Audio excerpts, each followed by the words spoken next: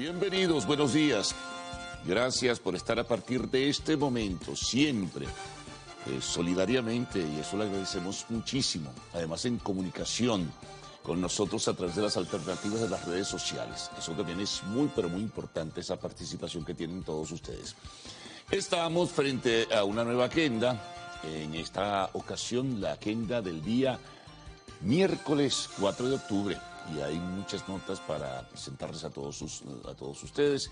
Vamos a comenzar en breve, pues, la descripción de los hechos. Recuerden que hacemos un resumen inicial, luego tendrán los titulares que son bien importantes de medios de comunicación nacionales, regionales, internacionales también, siempre con la información del tiempo, allí pendientes. Y repito lo que ustedes nos envían y que presentamos, pues, en la medida del tiempo, ¿no? Son muchas las comunicaciones que vía redes sociales nos mandan a esta primera emisión de Noticiero de Televen. Bueno, comencemos con los temas más importantes.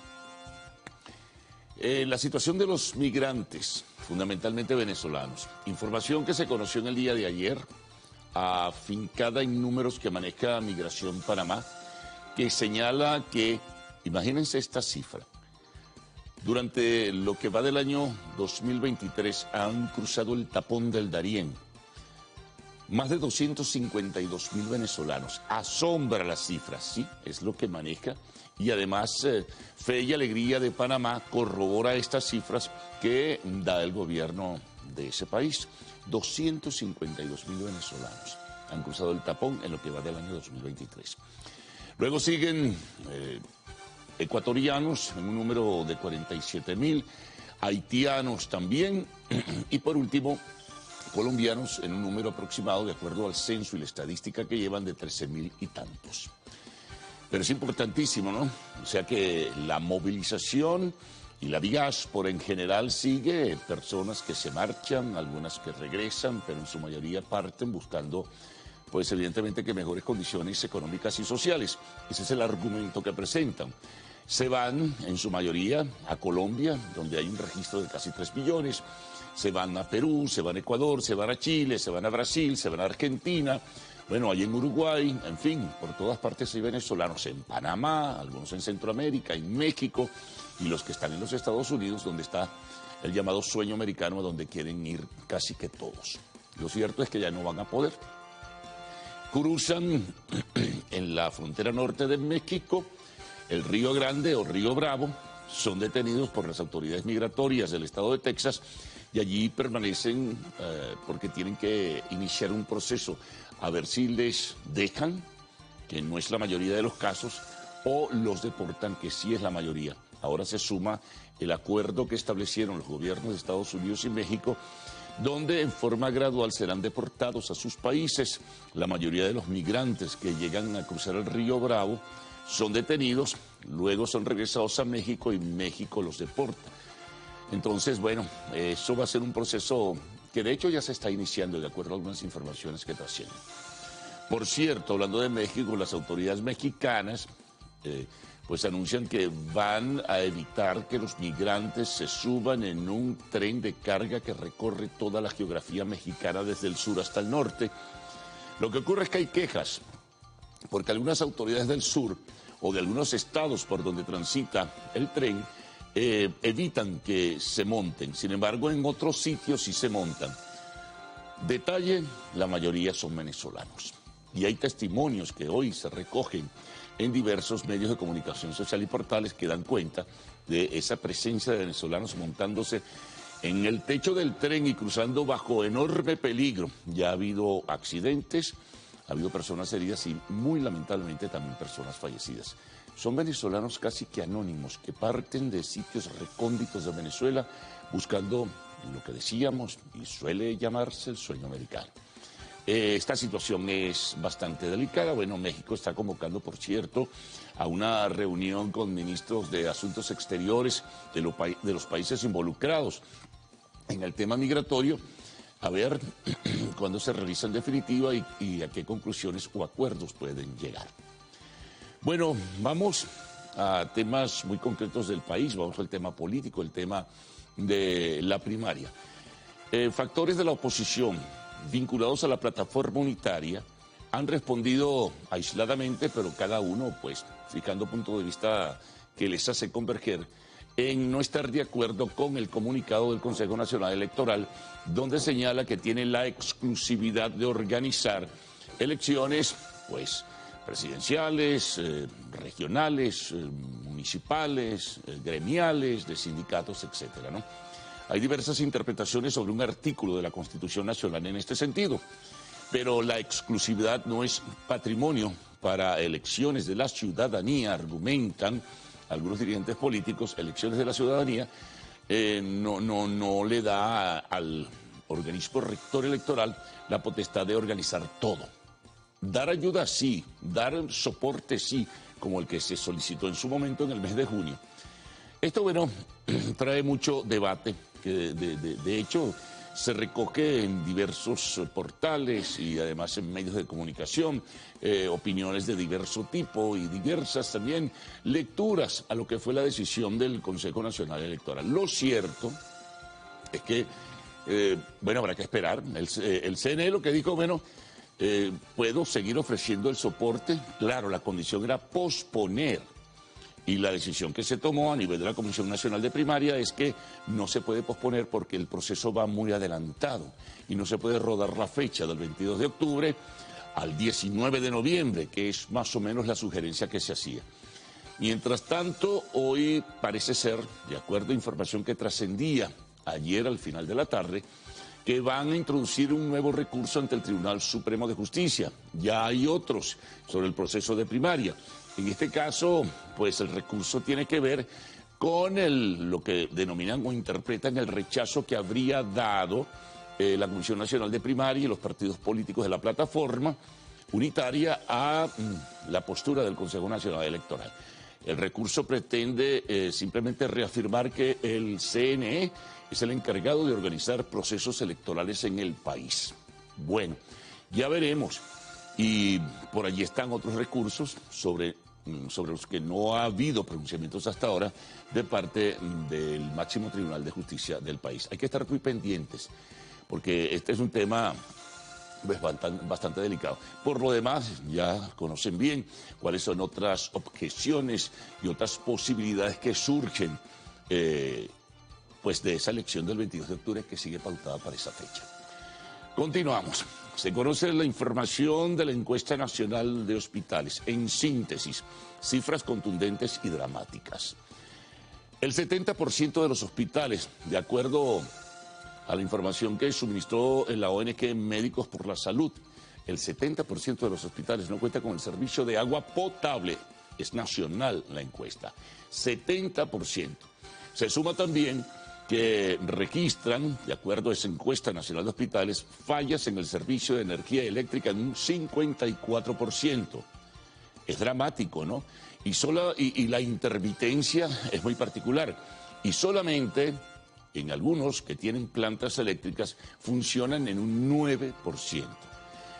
Es una exhortación dramática para que se corrija esta situación, sobre todo darle cobertura en el servicio de energía eléctrica a los servicios de emergencia, a los servicios de quirófano y también los servicios de terapia intensiva.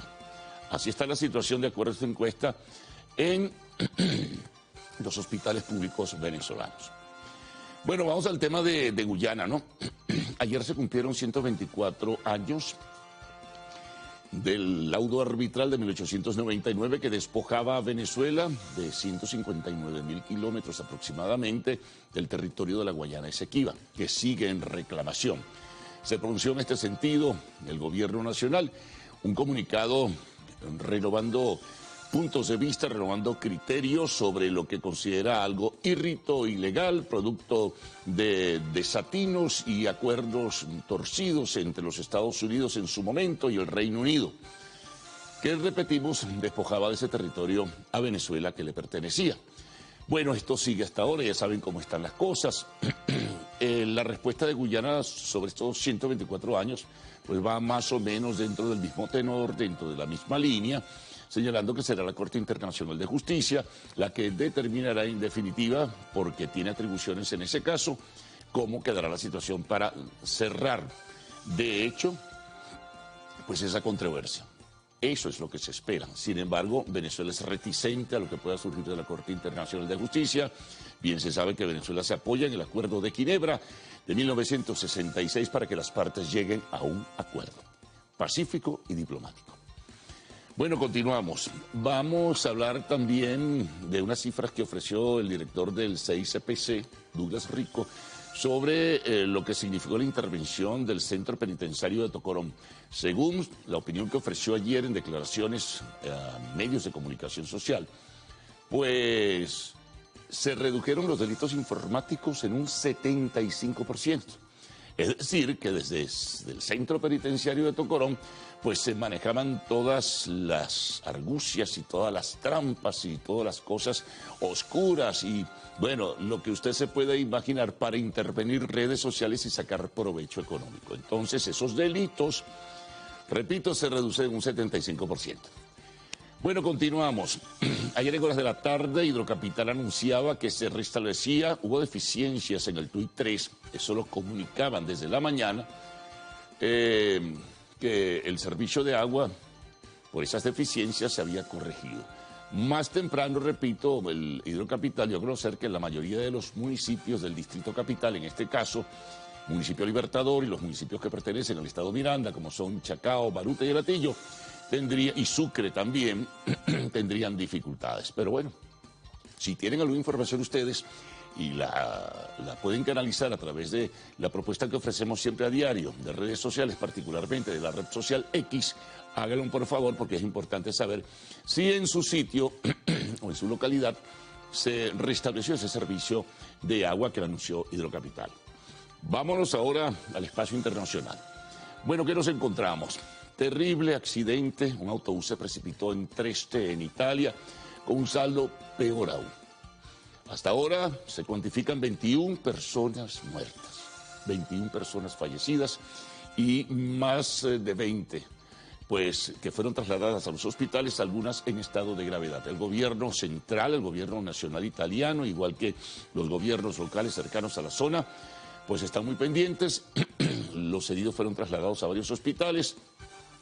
Bueno, y esperando que puedan surgir, sin embargo, el temor es que algunos podrían eventualmente fallecer por el impacto de lo que fue la caída de ese autobús, un autobús turístico, donde no solo iban italianos, sino personas de otras nacionalidades, que se precipitó. Cayó, pues, por un barranco. Nos vamos a los Estados Unidos. Bueno, algo histórico ha ocurrido por primera vez. En ese país fue destituido el presidente de la Cámara de Representantes, el republicano Kevin McCarthy, por un consenso de su propio partido y de otros atrabiliarios que así han sido calificados, muy conservadores, incluso ligados a Trump, que votaron a favor de destituirle. Eso nunca había ocurrido, repito, en la historia de los Estados Unidos, pues ocurrió. Esto por el acuerdo que llegó con el Partido Demócrata para no detener la administración por el lapso de 45 días. Entonces los trumpistas y los extremistas del Partido Republicano convencieron a sus conmilitones para que entonces, en este caso, votaran y destituyeran a Kevin McCarthy.